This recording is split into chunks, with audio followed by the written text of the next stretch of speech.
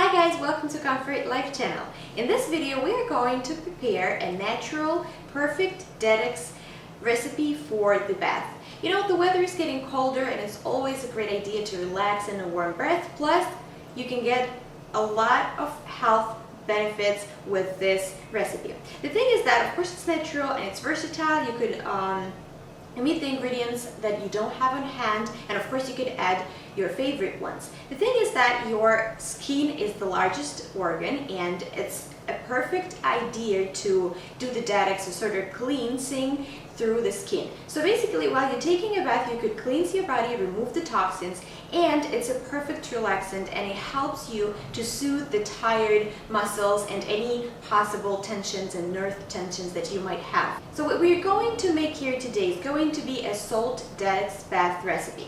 And basically it's pretty simple. All the ingredients I'm going to use are good for one single use, but of course you're free to double, triple this recipe so you don't have to think about it anymore.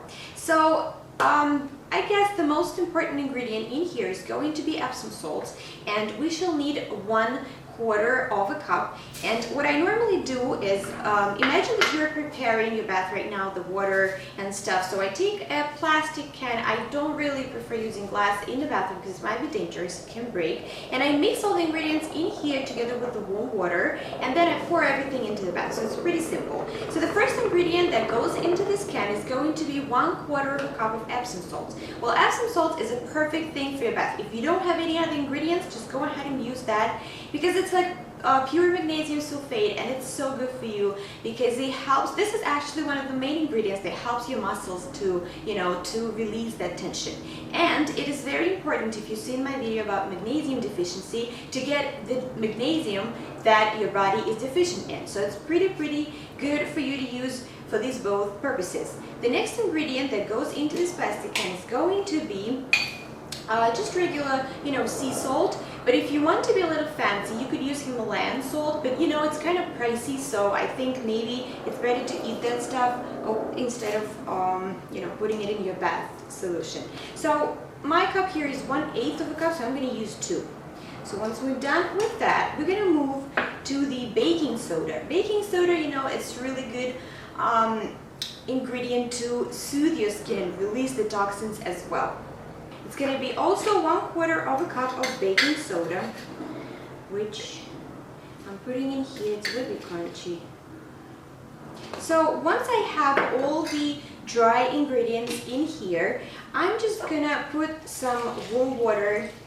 And you could just use, boiling water, but never try to really boil it on the stove, because sometimes if you mix it, it might not be a good idea, when you mix too many ingredients together, like baking soda and Epsom salts. This might give you like a little bit boom. So you don't want to do that.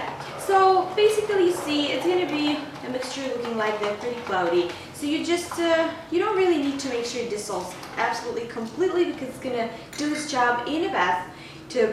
And now I'm going to move to the next ingredient, which I consider to be also a very important here as well, and that is going to be apple cider vinegar. I know many of you would say, like, why would I put apple cider vinegar in the bath if I want to relax and enjoy the smell of it and so on, because the smell of the vinegar is not really that pleasing. But you have to understand that it is, first of all, a great option here, and I'm going to explain why. And the smell of the apple cider vinegar will just evaporate really fast. So for this purpose, we shall need 1/3 of a cup of apple cider vinegar, which is going to be approximately this much.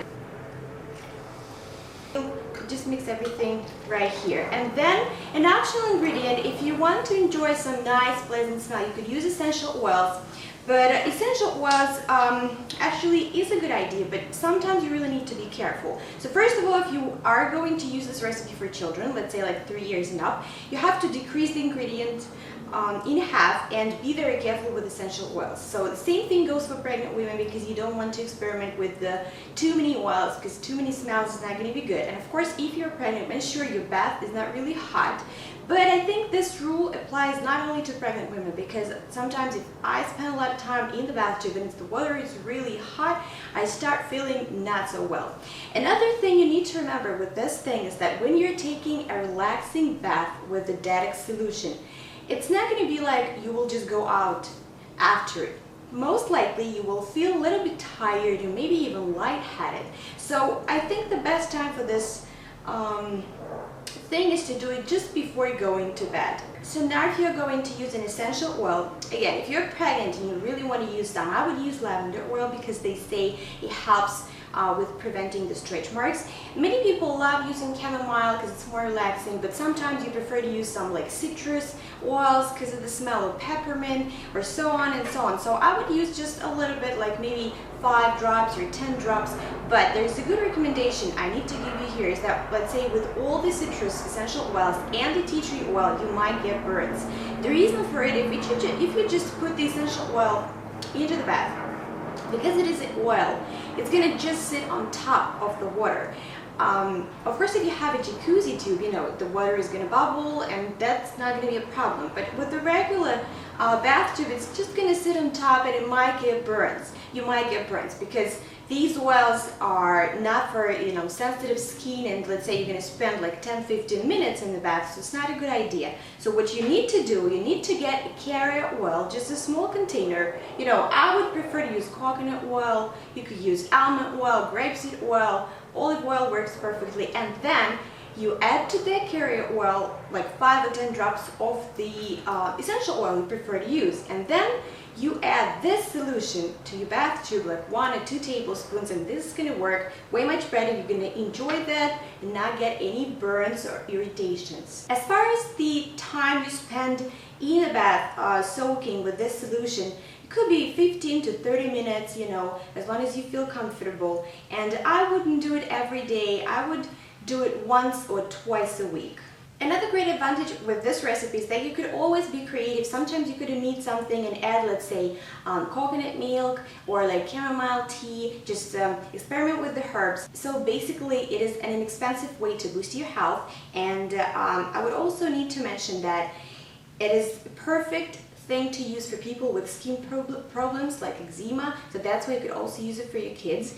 And another thing that you need to know is that it is a perfect way for you to boost magnesium levels, to get some good stuff into your skin and get rid of all the toxins. Sometimes if you prefer to use some essential oils, you could already buy Epsom salts that go together with the essential oils, like let's say lavender Epsom salt mix. But they're a little bit more expensive, so it's always, I think, a better idea to just invest in the bulk products and then add the essential oils on your own. After taking a bath, it is recommended by some people to take a cold shower, and I don't really think why it is important. If you know, please share with me, but I would definitely recommend though to take a shower after soaking in a bath. But of course, some people also say, let's say if you're having a bath just with apple cider vinegar, they say that it's good if it just dries on your skin. So basically you see for yourself, and you shouldn't be afraid by no means to use apple cider vinegar even if you're pregnant. And all in all, this is a wonderful, inexpensive way for you to boost your health, to boost your skin beauty, and also boost your magnesium level. So I hope you guys like this recipe. You will try it at home. Of course, there are many others, and I will share with you more, but this is probably the best one. It's unique, it has many ingredients, they are all perfect for your health and skin. Please put the thumbs up if you like this video, subscribe to my channel, and I will see you later.